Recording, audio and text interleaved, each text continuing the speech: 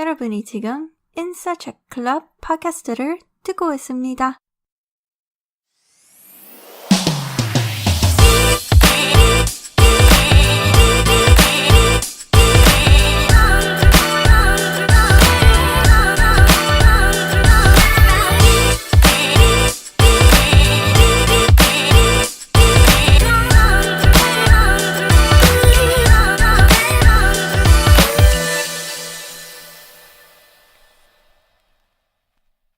There are many roads to prosperity, but one must be taken. Inaction leads nowhere. Robert Seollal. 여러분 안녕하세요. I'm your host Jinju, and you're currently tuning into the Inssa Book Club podcast, a community for those who enjoy an idiosyncratic combination of books and Korean culture. In the Inssa Book Club, all members are considered insiders. Today is Wednesday, February 6, 2019, and I want to welcome you to another episode of our show. Thank you to everyone who is taking time out of their day to listen regardless of where you are or what you're doing. In today's episode, we'll host our very first ever installment of our weekly segment Coffee Corner Chat. We'll also uncover some information and traditions surrounding the Korean holiday Seollal in our Korean culture segment. And lastly, we'll cover 3 books to keep an eye out for this month in our new book releases segment, which is broadcasted the first week of every month. But before we get started, there are a few platforms where you can tune into us, follow us, and engage with us. You can find us on our official blog page at inssabookclub.blogspot.com, where you can also find our segment schedule and other information. You can also find us on Instagram and Facebook by our handle Inssa Book Club.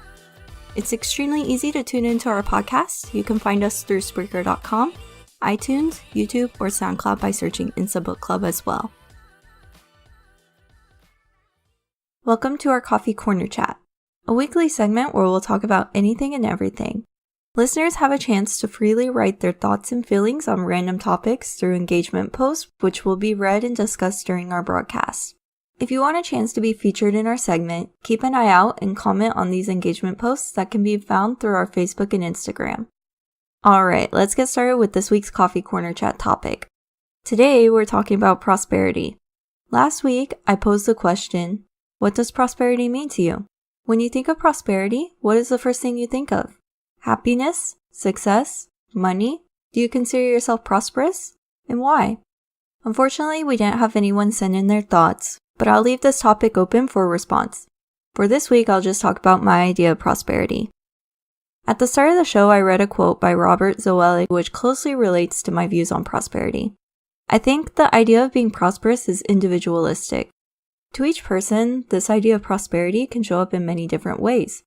Someone could be prosperous when it comes to family, money, career, any personal success, happiness, and more.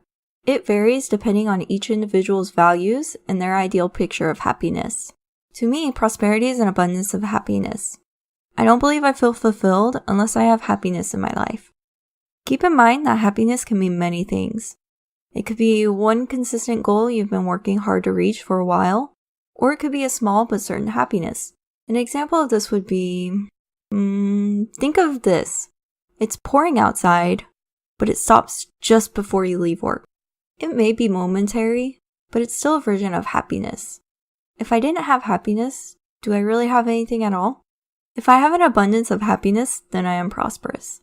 But ultimately, you will not prosper if you don't take a step in any direction you choose.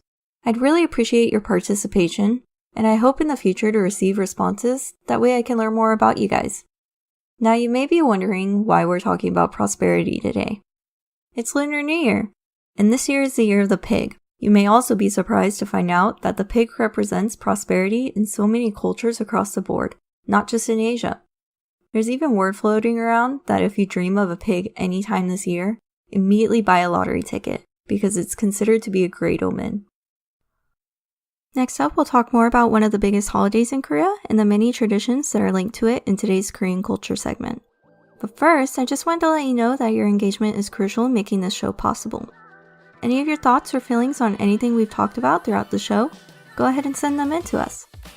You can find us on our official blog page at inssabookclub.blogspot.com, where we'll have a link to our forum in the top left-hand corner of our webpage. You can also find us on Instagram and Facebook by our handle Inssa Book Club, where you can comment on any one of our recent posts. Tuning in has been made so easy, you can stream our podcasts through Spreaker.com, iTunes, YouTube, or SoundCloud by searching Inssa Book Club.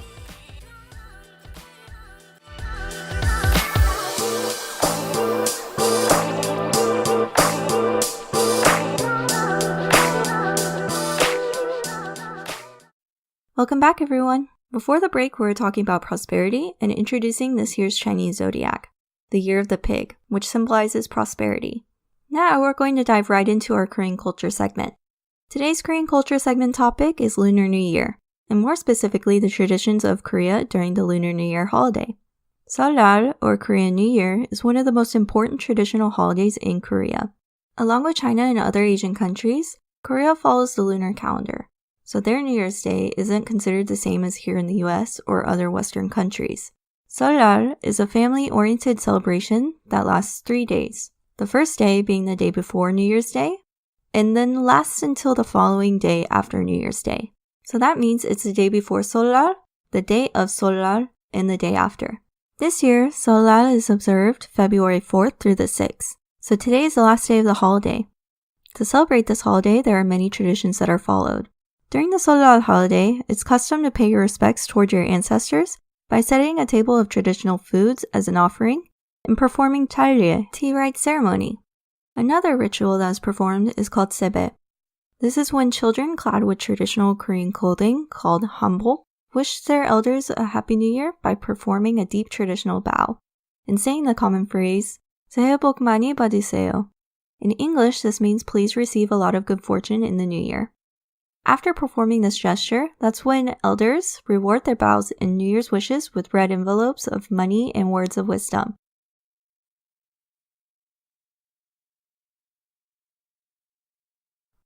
An additional tradition observed during Seollal that many people find confusing is Korean age. In Korea, when you are born, they don't consider you 0 years old. To put it very simply, they consider the gestational period when it comes to age. So when you are born, you are 1 year old. I know what you're thinking. If everyone is 1 when they're born, then does that mean they turn 2 on their first birthday and so on? Let me try my best to break it down for you. On Seollal, everyone is considered to have aged 1 year. Let's say I was born on April 15th, 1994. Before Seollal and my birthday, I'm 24 years old this year. On Seollal, I turn 1 year older, so that would make me 25 years old. Then, when my birthday comes around this year, I'm technically aged 1 more year. So after my birthday, my Korean age is 26 years old and my international age is 25 years old. It may be difficult to grasp this concept since it may sound totally abstract, so to easily calculate Korean age, just take the year you're turning this year and add an extra year on top of that.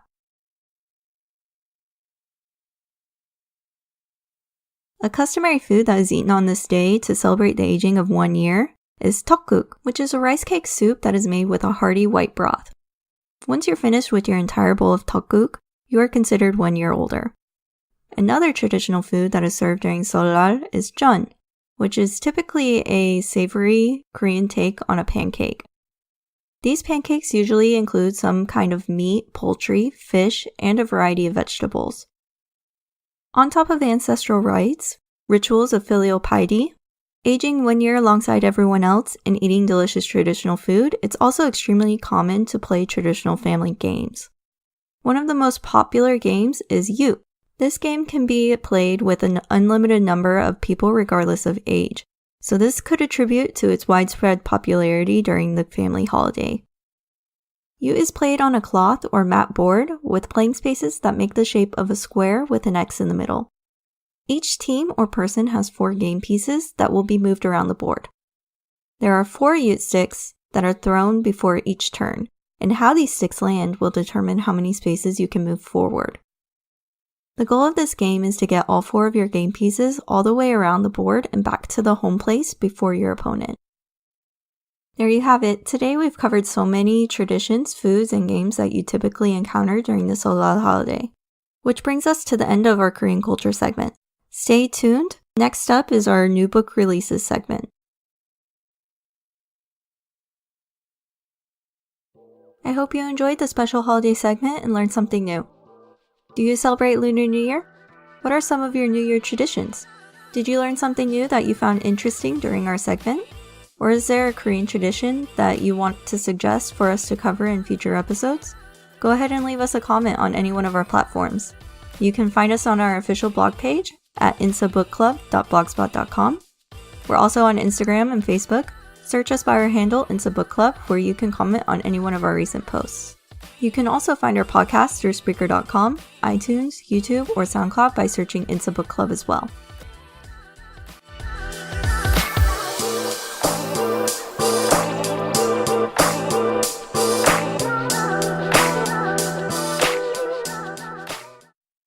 Welcome back, everyone.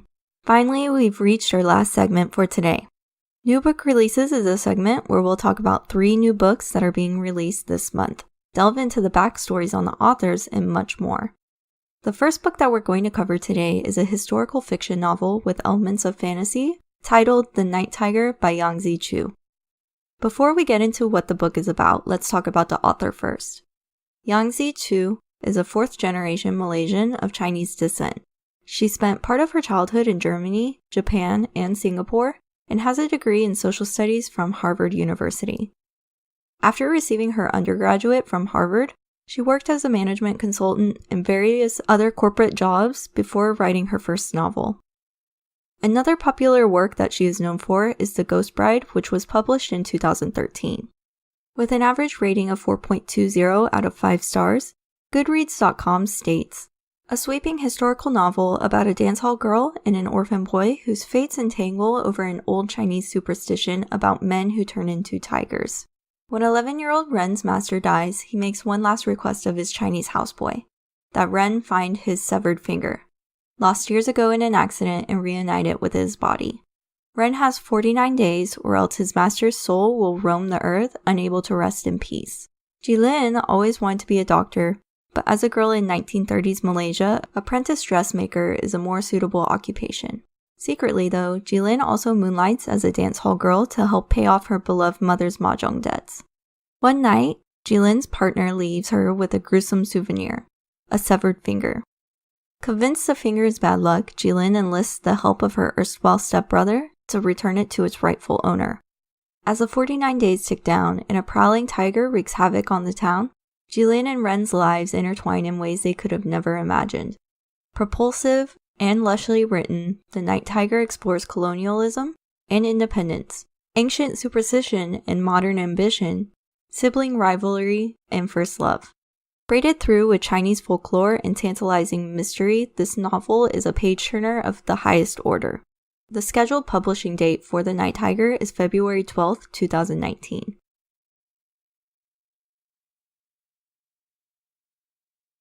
The next book we're going to talk about is a fiction novel, Territory of Light by Yuko Tsushima.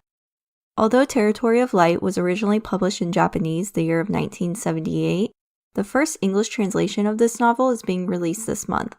Yuko Tsushima is a pen name of Satoko Tsushima, a contemporary Japanese fiction writer, essayist, and critic. She is the daughter of famed novelist Osamu Dazai, who died when she was 1 year old. Tsushima is active in networks such as the Japan Indian Writers Caravans and dialogues with Korean and Chinese writers. Yuko also has many major literary prizes under her belt, including the Kawabata for The Silent Traders, one of her stories in the Shooting Gallery, and the Tanizaki for Mountain of Fire. Her early fiction, from which the Shooting Gallery is drawn, was largely based on her experience as a single mother. With an average rating of 3.69 out of 5 stars, Goodreads.com states, "From one of the most significant contemporary Japanese writers, a haunting, dazzling novel of loss and rebirth. I was puzzled by how I had changed, but I could no longer go back. It is spring. A young woman left by her husband starts a new life in a Tokyo apartment. Territory of Light follows her over the course of a year as she struggles to bring up her 2-year-old daughter alone. Her new home is filled with light streaming through the windows, so bright she has to squint. But she finds herself plummeting deeper into darkness, becoming unstable, untethered. As the months come and go, the seasons turn, and she must confront what she has lost and what she will become." At once tender and lacerating, luminous and unsettling, Yuko Tsushima's Territory of Light is a novel of abandonment, desire, and transformation. It was originally published in 12 parts in the Japanese literary monthly Gunzo between 1978 and 1979, each chapter marking the months in real time. It won the inaugural Noma Literary Prize. The scheduled publishing date for the English version of Territory of Light is February 12, 2019. The last book that we're going to cover is a historical fiction novel titled The Weight of Our Sky by Hannah Alkaf. Hannah is a Malaysian writer who got her start writing her first fiction work at 18. But after a rough patch of being unable to write fiction, she turned to writing nonfiction. She then graduated with a degree in journalism from Northwestern University in Evanston. After working several marketing, writing, and communications positions, Hannah turned back to attempting fiction again, which then sparked the creation of The Weight of Our Sky. With an average rating of 4.68 out of 5 stars, Goodreads.com states, "A music-loving teen with OCD does everything she can to find her way back to her mother during the historic race riots in 1969, Kuala Lumpur, Malaysia, in this heart-pounding literary debut. Melati Ahmed looks like your typical movie-going, Beatles-obsessed 16-year-old. Unlike most other 16-year-olds though, Mel also believes that she harbors a djinn inside of her, one who threatens her with horrific images of her mother's death unless she adheres to an elaborate ritual of counting and tapping to keep him satisfied. But there are things that Melati can't protect her mom from. On the evening of May 13, 1969, racial tensions in her home city of Kuala Lumpur boil over. The Chinese and Malays are at war, and Mel and her mother become separated by a city in flames. With a 24-hour curfew in place and all lines of communication down, it will take the help of a Chinese boy named Vincent and all of the courage and grit in Melati's arsenal to overcome the violence on the streets, her own prejudices, and her djinn's surging power to make it back to the one person she can't risk losing. This novel was published February 5th, 2019. What do you think, guys? Out of the 3 books we've covered today, which one sounds the most interesting to you? It's so hard for me to choose because they all sound so great to me, but I'd have to say The Night Tiger appeals to me the most. I tend to lean towards supernatural and historical fiction books. Here's a reminder that if there's a book that we've talked about in one of our segments and it interests you enough that you like to suggest it for our official book club pick, please do so on any one of our platforms. On February 22nd, we'll hold a poll with all of our book suggestions, so listeners can vote for our March book club pick. The book with the most votes will be the one we'll read during the month of March and analyze together on our March 27th podcast. Please engage as much as possible in all of our segments to help us provide the best experience possible.